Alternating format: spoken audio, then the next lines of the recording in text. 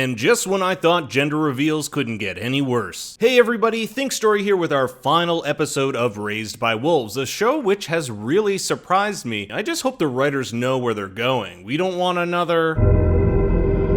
Moving on, we have a lot to get to in this video because I think we can all agree this episode gave us more questions than answers. So come with me as we journey to the center of Kepler 22b, try to answer some of the show's biggest questions and what it could mean for season 2. But before we begin, make sure to like and subscribe as I'm hoping to have more videos on the show in the future. The final episode of the season is called The Beginning, a title with several meanings. First, our characters are thrust in totally new beginnings. Campion leading the children, Marcus and the introduction of the atheists, and mother and father on the opposite side of the world in the tropical zone. But the title is also a play on the beginning of the Bible and the book of Genesis, where we get the story of Adam and Eve in the Garden of Eden and Eve's temptation by the serpent. Just like how mother and father are thrust into their own garden of sorts with a serpent. At least the one in the Bible didn't fly, or did it? I've had it with these motherfucking snakes on this motherfucking planet. Our first scene is with Marcus, who Lucius kicked the crap out of last episode when it was discovered he was a secret atheist named Caleb. He survived experiencing terrible hallucinations, telling Saul that his king has come.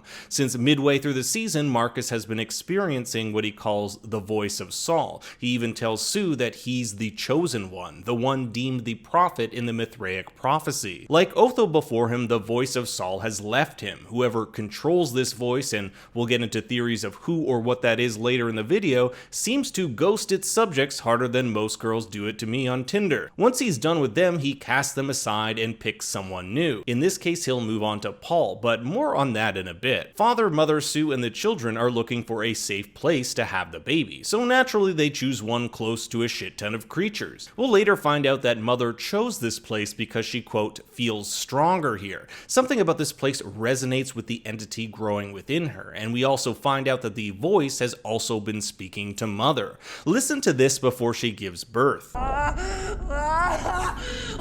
my baby?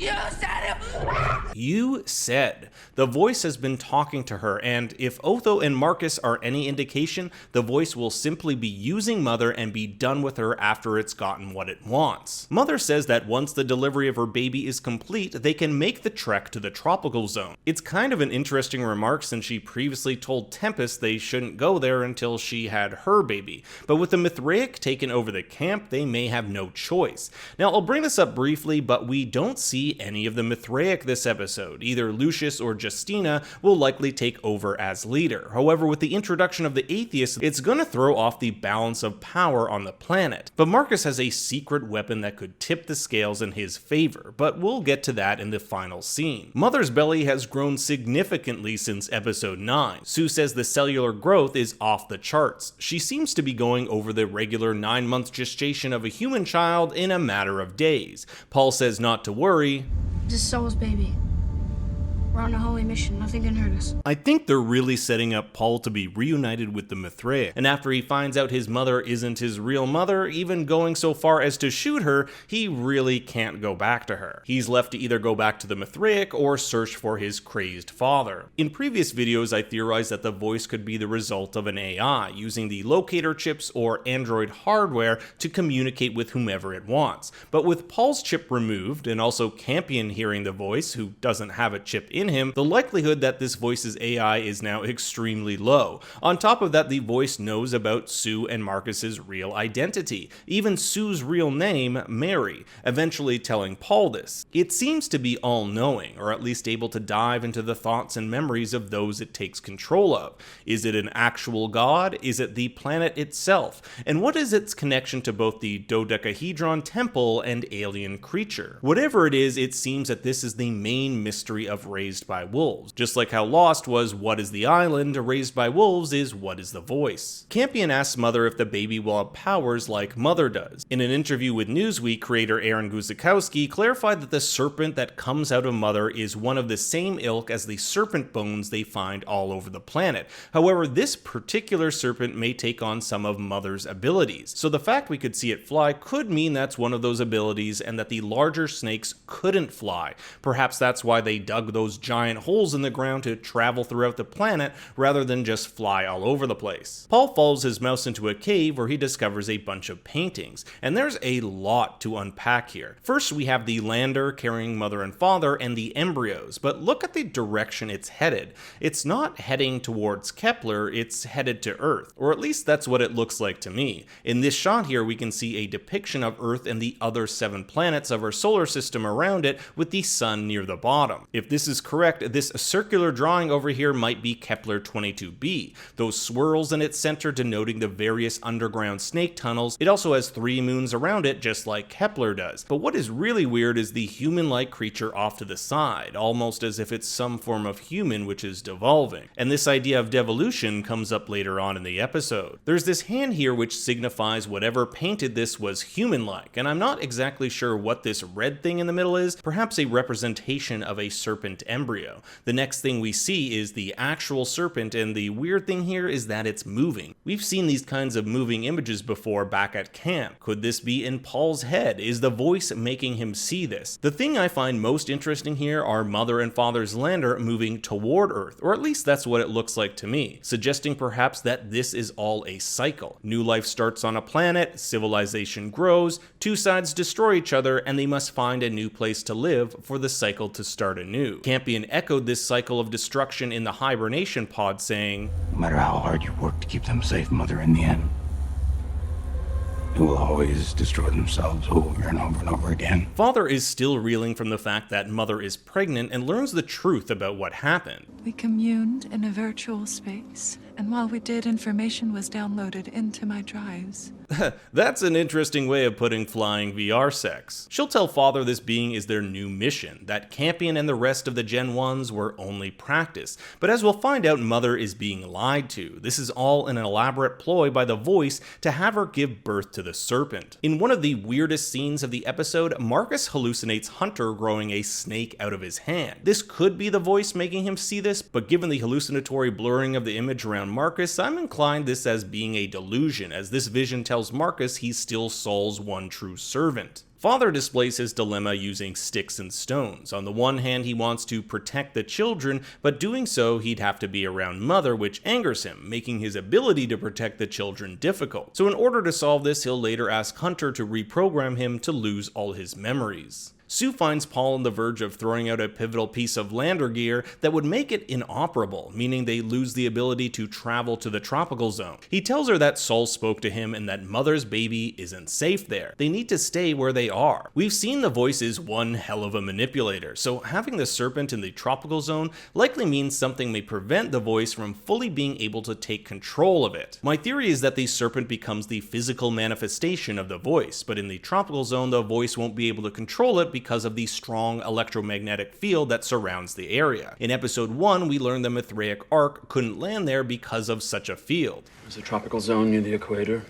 There's a considerable electromagnetic field that's preventing us from landing our ark there. Mother goes to the pit, wanting the creator to help her understand what's going on when she's attacked by an alien creature. Now, you may think this thing is the same creature we saw skulking around in previous episodes. Now, it may be of the same species, but the way it moved and attacked seemed so different than when it ran away in its hideout. Compare this clip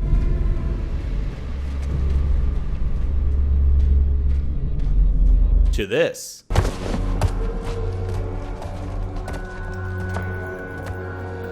One has super speed and agility, the other is like me trying to rush to the bathroom after I've had Chipotle. Now, it could also be that this creature has devolved rapidly during this time. If a baby can grow in a matter of days, can something devolve in a matter of days too? Could the Ark's crash landing have shifted something, maybe the planet's electromagnetic field? Hence, when it crashed, we started to see the creatures who had never showed up in the 12 plus years Mother and Father had been on the planet. Regardless, this thing wants Mother dead, perhaps because it knows it's carrying the voice's baby. Whatever the voice is, may have led to its people's death. This alien also holds a Neanderthal skull, a variant of human species found on Earth but went extinct over 40,000 years ago. Father analyzes it by biting a piece of it, gross, and finds out it's not from Earth at all, but native to the planet. All of this is lining up the theory that whatever lived on this planet before may have taken off and landed on Earth to start anew, or they made it to Earth, retrieved some Homo sapiens and Neanderthals, and brought them back back to Kepler 22b. Either way, it looks like things didn't pan out too well, as this thing has, according to Father, devolved. Father says, "This planet has a history, Mother.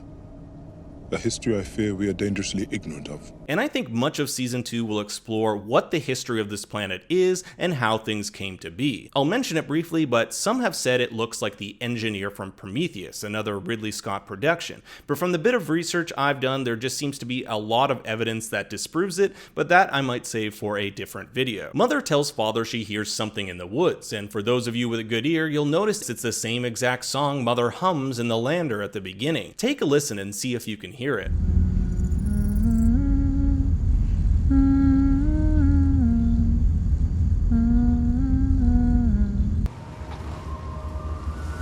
Do you hear that? I think this is the voice feeding her this song, calling her to the secluded cave where she'll eventually give birth. Paul holds his mother, or not mother, at gunpoint, having heard her real identity through the voice. He's so brainwashed by Saul, he'll end up shooting the person who cared for him over the last 12 years. Really, this woman has spent more time with him than his actual mother, and one of the little facts we know about the real Sue is that she never even spoke to her son. Paul ends up running off, and Hunter follows him, but in the final shot, Hunter is back and Paul is nowhere to be found. Sue will likely end up surviving. She learned how to be a doctor while in the hibernation sim, which may mean she'll get one of the children to perform surgery on her. Mother heads into a cave where the dodecahedron alien from episode 9 is found. On top of the device is shed serpent skin, similar to the kind Father found near the serpent bones in episode 1. This alien thing wears a helmet. It's not an alien at all, it's an android, or so it seems. Notice the implant on the side of the skull and the muscle fiber formations that kind of look like honeycombs. It's almost exactly like those found on Mother when Campion was fixing her up. It seems that this android was locked up in this dodecahedron by the shadow figures for the purpose of giving birth to one of these serpents. That's why we see it spitting up white android fluid just like Mother did before she gave birth. The cylindrical shape of the helmet allows for a sort of birthing canal. So Mother gives birth to this absolutely adorable serpent creature which latches onto her for sustenance. She'll tell Father that they must destroy it, as she fears once she's been fed on, this thing will want blood. She knows now that it wasn't the creator who put this thing in her, it was something else. They take it to be destroyed down one of the holes, but this plan goes about as well as you'd expect as it crashes into the core. We get a few flashbacks of her memories with the kids, reminding her what she's really there for. Notice how their lander looks like sperm hitting an egg, like one of the tarot cards, and fitting since the title of the episode is The Beginning. Marcus encounters a group of atheists you can tell by the tattoos on their faces, who have somehow made their way to Kepler. They have a giant ship, perhaps an ark, although in episode 1 the Mithraic said the atheists don't possess one. Well, looks like they do, or at least something that can transport a lot of people. It might be a tarantula, which was one of the hidden Easter eggs found on the Raised by Wolves website. If you haven't seen how to access that, check out my episode 8 and 9 video. He gets on the comlink and tells the atheists, "I'm the king of the world!" Now, Marcus and also the Mithraic here look to be severely underpowered, but remember Marcus has Mother's eye, the one that can turn her into a necromancer, and we've seen how just one necromancer can bring down an entire ark, but just how exactly this will come into play remains to be seen. Mother and Father miraculously emerge on the opposite side of the planet on Pandora! Nope, it's the tropical zone. They escape from the lander, their fate unknown. I think they'll be fine, but it's the giant, really bad CGI serpent that emerges from the lander, having grown 100 times its size in a matter of minutes. That can't be good. This leaves all our main players starting in totally new situations for the start of season 2. We have the addition of the serpent and the atheist, which will totally throw everything off kilter, and a murderous Paul and Marcus as wild cards. I tried to highlight all the big events in the final episode, but if I missed something, be sure to leave a comment below. Thanks for watching, and be sure to like and subscribe so you'll know as soon as one of my videos drops. For more bad takes, you can follow me on Twitter and Instagram at ThinkStoryYT. Until next time, remember, Daddy loves you very much.